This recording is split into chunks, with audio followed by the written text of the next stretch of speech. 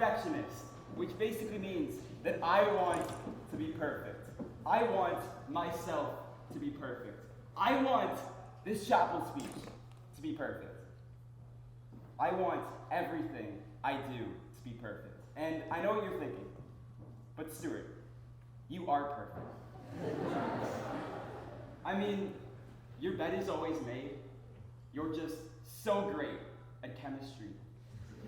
And Stewart, I've also heard that you are very good at playing the piano.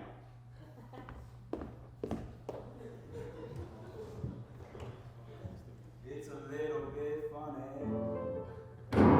this feeling. I wish. Hi, my name is Stewart Fenn. Whoa, that's loud. Hi, my name is Stewart Fenn. I'm 17 years old. My favorite song is Brandy or Fine Girl by Looking Glass. And my favorite color is surprisingly blue. Walker House, am I right? And I am not perfect, but I am still single. In fact, the only thing that is perfect about this day is how I am saying my chapel speech on Valentine's Day. Because that is hilarious. I first realized I was a perfectionist when I was 6 years old. I was playing Lego Star Wars, the complete saga on my Wii. And I was on that really tough level in episode 4, where you're on the Death Star. And you're like, Luke and Leia, Obi-Wan Kenobi's dying, it's crazy.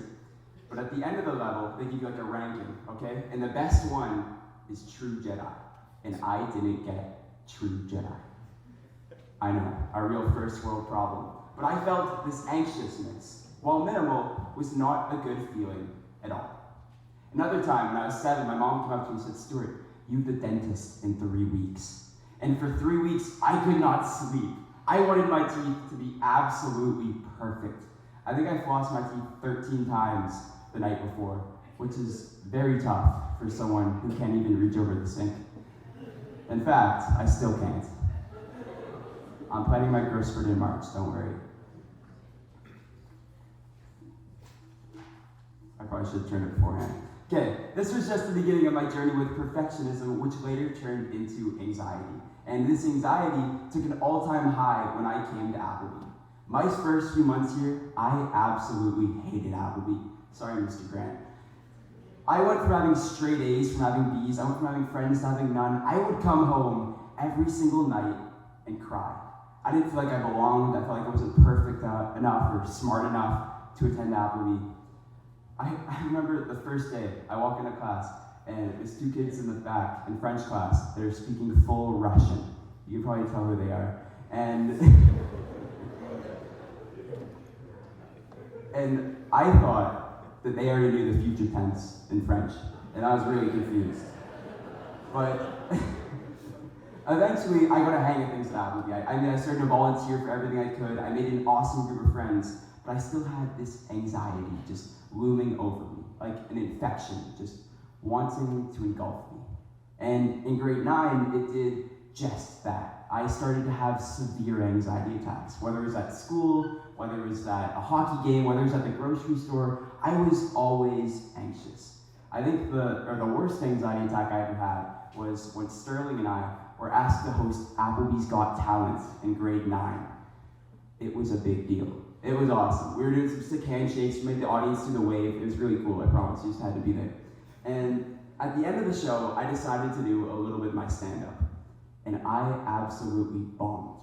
I forgot all of my lines, and I was just looking out at all my teachers, family, friends, awkwardly not saying a word. Just like that. And I felt this disappointment. Not from them, but from myself.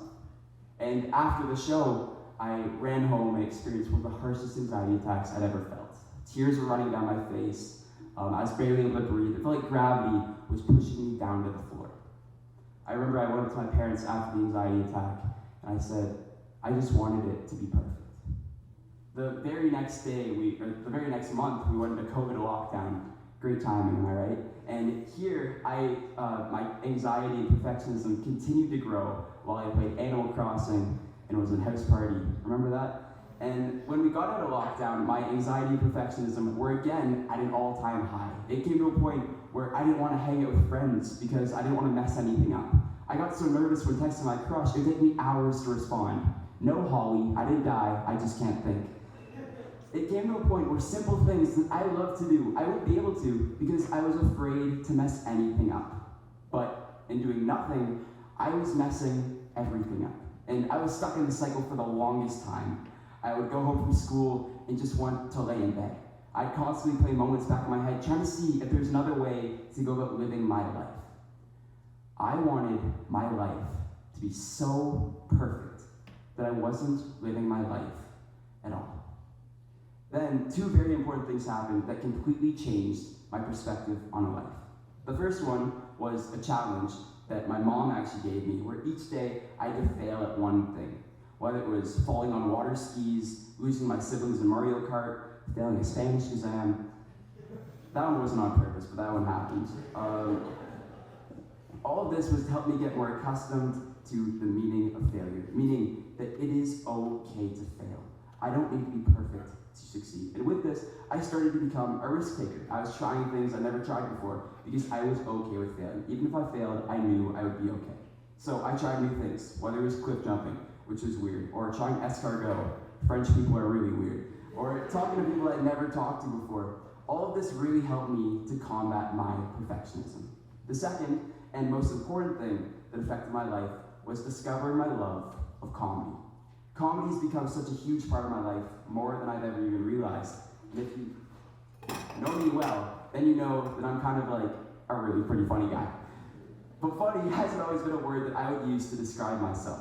Through being introduced to comedy, I've been able to find a new part of myself.